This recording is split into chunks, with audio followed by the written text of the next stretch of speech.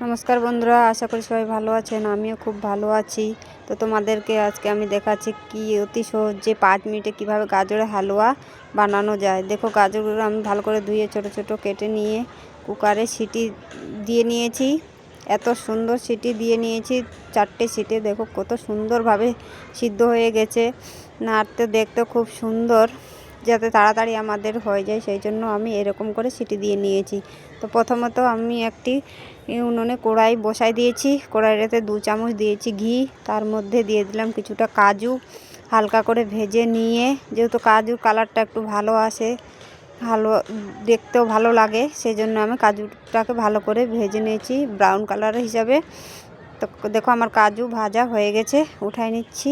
এরপর আমি দিয়ে দিলাম আমার সিদ্ধ করা গাজরটা দিয়ে ভালো করে নাড়তে চাড়তে দেখো কি সুন্দর একদম হয়ে গেছে, হালুয়ার মতো পুরোটাই মিক্স হয়ে গেছে। তারপরে দিয়ে দিলাম চিনি। যে যেরকম চিনি খায় সে সেরকম চিনি দিবে, মিষ্টি যাকে যেরকম ভালো লাগে।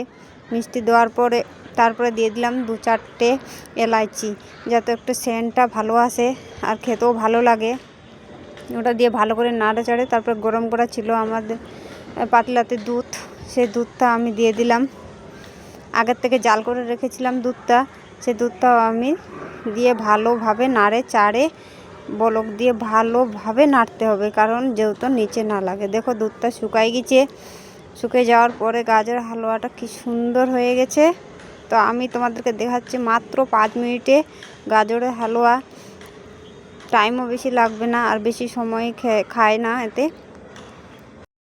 অন্তপক্ষে একবার হলো বন্ধুরা আপনারা নিজে নিজে বানিয়ে দেখো। ভিডিওটা দেখে খুবই অত সহজে বানানো যায় যে কি বলবো। বাচ্চাদের তো দারুণ ফেভারিটের জিনিস, বড়োদেরকেও খুব ভালো লাগে, খেতেও খুব ভালো। মানে বানানোর এত সহজ যে বলে কথা আর বলার নাই। দেখুন গাজরের হালুয়া কি সুন্দর হয়ে গেছে নাড়তে চাড়তে 5 মিনিটে। তারপরে আমি কাজুগুলো যে ভাজে রাখছিলাম সে কাজুগুলো আমি দিয়ে দিলাম। যেহেতু আমার গাজরের হালুয়াটা হয়ে গেছে, হওয়ার পরেই কিন্তু ভালোভাবে হয়ে যাওয়ার পরে কিন্তু কাজু টাজুগুলো দেওয়া যাবে, না হলে কিন্তু ভালো লাগবে না, সেন্টটাও খারাপ হয়ে যাবে আর দেখতেও ভালো লাগবে না। দেখুন নাড়ে চাড়ে ভালোভাবে একটু নাড়ে চাড়ে তারপরে আমি নামাই নিলাম। দেখো কি সুন্দর হয়েছে বন্ধুরা। ভালো লাগলে লাইক করবেন ও সাবস্ক্রাইব করবেন। ভালো থাকুন, সুস্থ থাকুন।